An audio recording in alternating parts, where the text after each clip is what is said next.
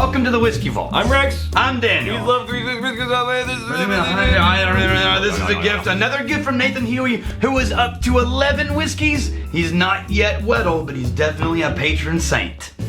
Nathan, the patron saint of whiskey.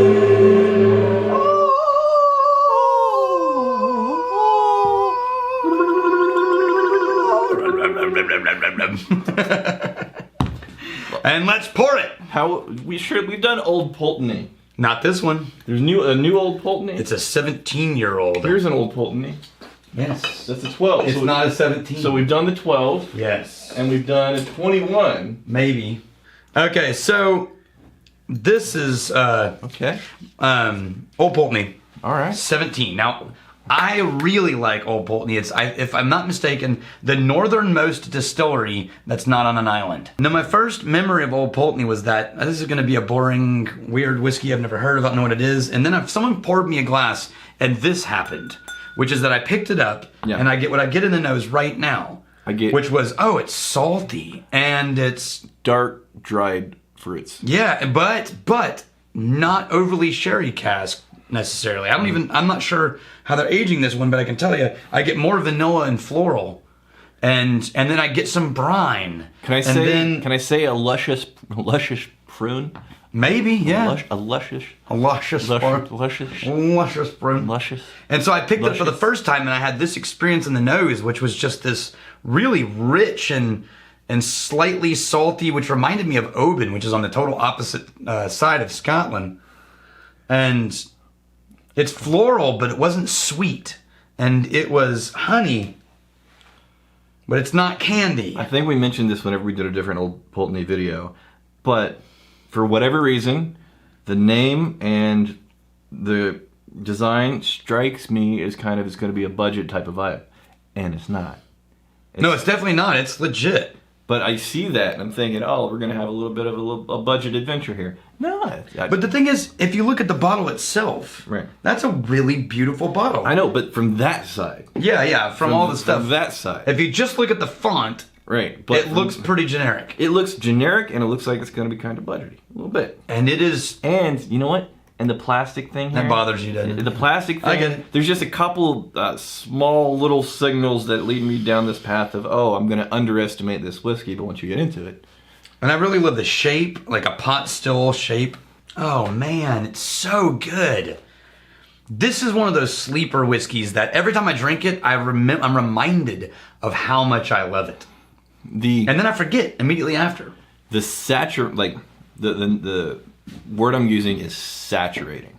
The saturating of those dark fruit notes, it's almost overly intense with the ripe figs, dark plums, and I don't know, you're getting plums. I am not getting fig or plum. The dark, super ripe red plum.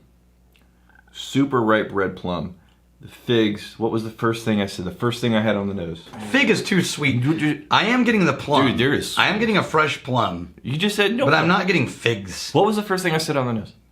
I said, no, I think you're getting more than I am in that plum thing. No, there was a dark. But I'm not getting it. Specific dark. You're getting dark with this. I am not getting dark with this. To me, I am getting light and airy and floral, but with a deep, rich sweetness as an undercurrent. So the deep, rich sweetness, to me, but it's not the main thing. That is the main thing. That is just the cornerstone of this entire whiskey. I love how much we disagree on this. I really do, because that means there's so much more to this whiskey. No, this is a very complex whiskey. There's a lot going on here. But just the sheer weight, the saturation, the density of these notes. I'm not getting that. Which means, once again, the subjectivity of whiskey is that what led up to this moment in this day is accenting different things for each of us. So, this 46%. Did you eat lunch? Yeah, I had Jersey Mike's. I didn't eat lunch. We've had the same whiskeys leading up to this. Yeah, but I'm wondering why we're getting drastically different reactions to this. Take a meaningful sized sip and let it sit on the tongue. And then just the level of intense, vibrant, heavy, dark, overripe fruitiness No, I'm still getting the same thing, which is an undercurrent of everything you're saying, as the base. But then building on the pyramid, the things that are standing out like an iceberg to me are the lighter, rich floral notes and the honeys and the slight brine. So I think I'm focusing more on the cornerstone element of the base. Yes, and you're talking about the things above that are water. Okay, so it's both. It's absolutely both. And I'm only disagreeing in the sense of like these things are more dominant for me, but everything you're finding, I'm also finding in there. So it's all there. I'm not disagreeing with the notes you're finding. I'm disagreeing with what's dominant. So like this level of, by the way, I can't find an ounce of smokiness. No, Not that kind of scotch. no. But I think there's floral notes there. I think there's like maybe a case could be made for some kind of like a lighter honey. But fully 70 to 80% of this whiskey are those cornerstone, deep, rich, super saturated, dark, overly ripe fruit notes. I mean, it's great. It's a wonderful whiskey. It's really good. Yeah. It's really good. So Pulteney is actually a distillery named after a person, William Pulteney, who at one point was the richest man in Britain. He had funded a whole bunch of things, helped build the town. Now it's Wick. And but the distillery was named after him, opened in 1825. It eventually closed down. And by the way, Pulteney is cool because it's almost only accessible by sea. So even though it's on the mainland, Right. the highlands that are around it Right. make it really hard to get to except by the sea. And so back in the day, it was the herring capital of Scotland. Okay. I'll take a herring! No! Gung, gung, gung. But it's been making whiskey for ages, and then it got bought. At one point, it closed down because there was a problem basically with the crash in the fish trade in World War I or II. A lot of drunkenness. So the local town passed a prohibition law that was there for like 20 years. It was illegal, and so the distillery shut down. Right. When they revived it, it went for a little while, then it was bought by Hiram Walker, Canada. Okay. Right? Who used it because they owned Ballantine's blended scotch, used it as one of the whiskeys in their blend for Ballantine's. Yeah. Now it's owned by Inverness, which is also owned by Thai Beverages, who owns Ball Blair. Oh, Ball Blair. Right? Who owns Knockdew, which we've tried. Yeah. And Balmanic, which we've also tried. Okay. And Speyside, or Speyburn Glenlivet. Okay, so I'm curious to see what they say about this whiskey on their own bottle here.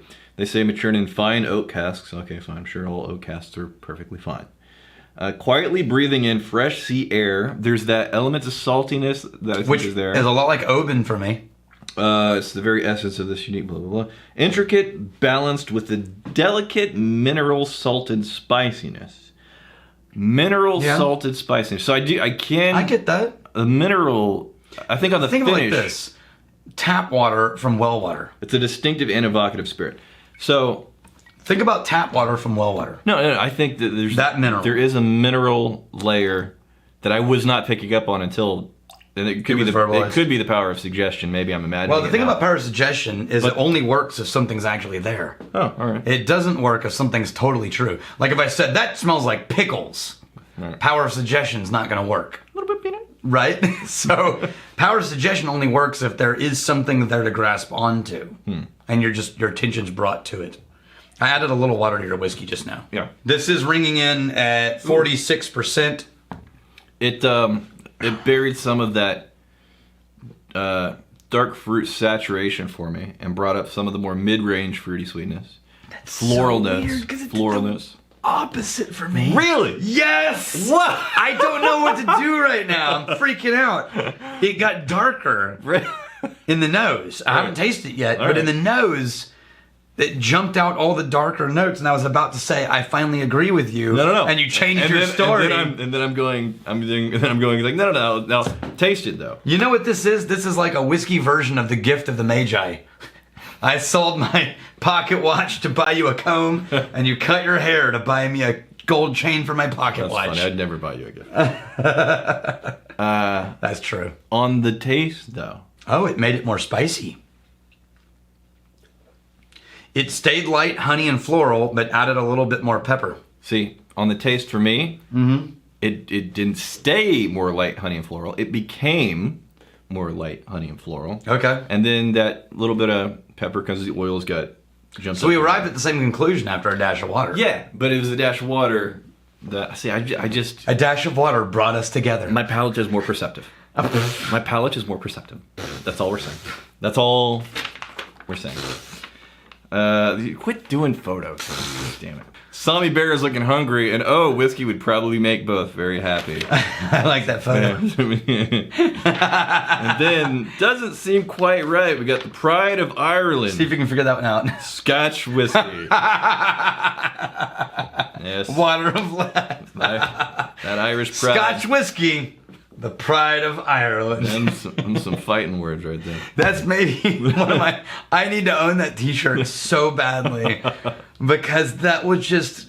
Here's the thing. If I showed up at a bar tasting event wearing that shirt as the Whiskey Vault guy, right, it would cause certain people to have a complete mental breakdown and would prove to other people everything they've always suspected. And I would, meanwhile, just be laughing my head off at how amazing it was. We could probably get that. We need that shirt. Do like a little reverse Google image search there. Oh, yeah. On Tin Eye. Oh, yeah. Right? I think it's still around. Yeah, super good whiskey, underestimated. Yeah. Yeah, even though we fall in love with it every time we open a bottle. Every time. We'll forget about it next week. Here's to fighting, stealing, and drinking. If you fight, may you fight for a friend. If you steal, may you steal a lover's heart. And if you drink, may you drink with us. Hey, thanks for hanging out with us in the Whiskey Vault. Don't forget to throw in a like, hit that subscribe button on the bottom right, and drop a question or comment down below.